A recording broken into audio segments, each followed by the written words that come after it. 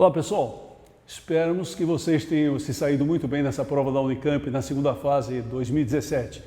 É uma prova que seguiu mais ou menos o mesmo esquema do ano passado, quer dizer, o número de questões do ano passado foram 14 e agora 12, né?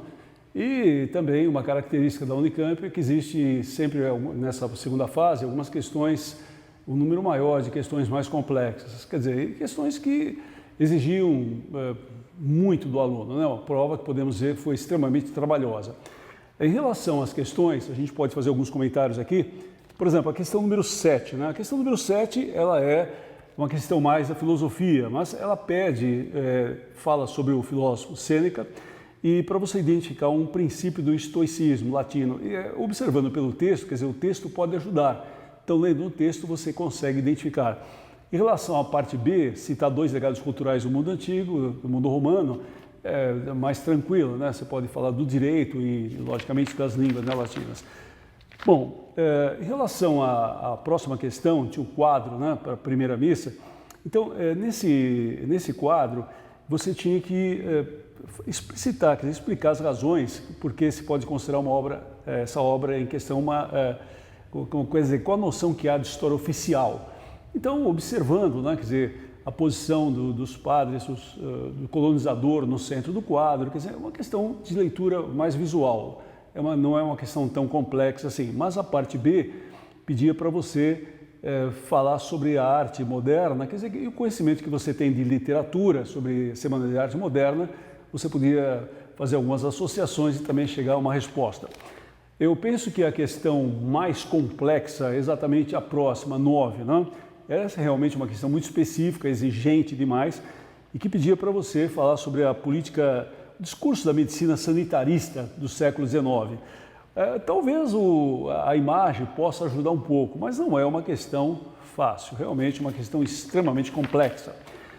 Em relação à próxima questão, que é a número 10, você tem uma charge, né, que fala dos muros. Então, o que ele pedia para você é uma coisa que é algumas associações tranquilas. Por exemplo, era muito comum na época que havia o Muro de Berlim, que foi criado em 1961 e na década de 90 ele foi demolido, né? Quer dizer, em 89 foi demolido o muro. Você sabe que o mundo ocidental, de maneira geral, identificava o Muro de Berlim como um muro da intolerância, né? E lutava contra isso, a intolerância do socialismo. No entanto, os mesmos países que falavam do Muro de Berlim como uma intolerância, e efetivamente o era, hoje falam em muro, né? Quer dizer, no caso de Israel, falam do muro para conter os palestinos, no caso do presidente Trump, hoje norte-americano, falando da defesa de um muro com o México, e a própria Inglaterra tentando restringir ao máximo a imigração para o seu país. Então, a charge os chama de hipócritas, né? E você tinha que fazer essa associação, quer dizer, se nós pensarmos no muro lá em 1961, uma intolerância, efetivamente também hoje os mesmos países que defendiam a ideia da demolição do Muro de Berlim, hoje levantam muros.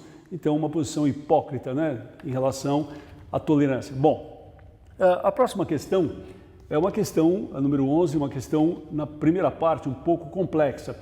Ela quer que você caracterize o sistema político mexicano em 68 e indicar um aspecto da Revolução Mexicana que foi reivindicado pelos estudantes naquele contexto. Bom, lembrando que nos anos 60 há manifestações estudantis pelo mundo inteiro, mas evidentemente isso não responde à questão, lembrando que cada país tinha a sua especificidade.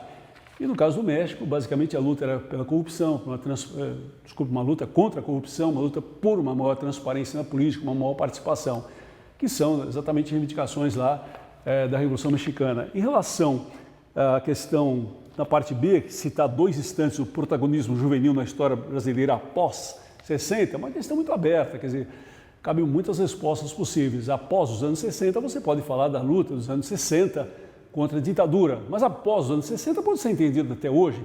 Então, se você observar, há muitas manifestações estudantis. A própria nos anos 80, a luta pelas diretas, né, contra a corrupção no governo Collor e assim por diante. Então, há muitos movimentos estudantis nesse contexto. Provavelmente, você lembraria mais dos anos 60, a luta contra a ditadura militar. Bom, e por último, né, a questão número 12, que é uma questão que você sabe que tem a leitura lá do livro Mia Couto, né, E ele fala exatamente dos refugiados e das guerras civis que há em Angola e Moçambique. Claro, de Moçambique no caso. E Angola e Moçambique existe uma identidade. Essa identidade que ele queria que você fizesse, quer dizer, identificasse na parte B, identificar as identidades comuns a Angola e Moçambique após a independência do domínio português. Então, há muitas que você pode citar, né? Quer dizer, a própria adoção do socialismo, tanto em Angola quanto em Moçambique, depois também do fim do socialismo nas duas, a identificação da língua portuguesa com uma tentativa de unidade nacional, as guerras civis que ocorrem nos dois países e o número de refugiados também nos dois países. Agora, é claro, como a gente comentou no começo, você pensar numa prova não foi uma prova fácil, né? Foi uma prova muito trabalhosa e, mais uma vez, ela contemplou os alunos que têm uma preocupação maior com leitura, quer dizer, isso é sempre bom. Uma leitura te dá um vocabulário maior e um conhecimento maior, que era exigido nessa prova da Unicamp. Podemos dizer que foi uma boa prova. Até uma próxima, pessoal.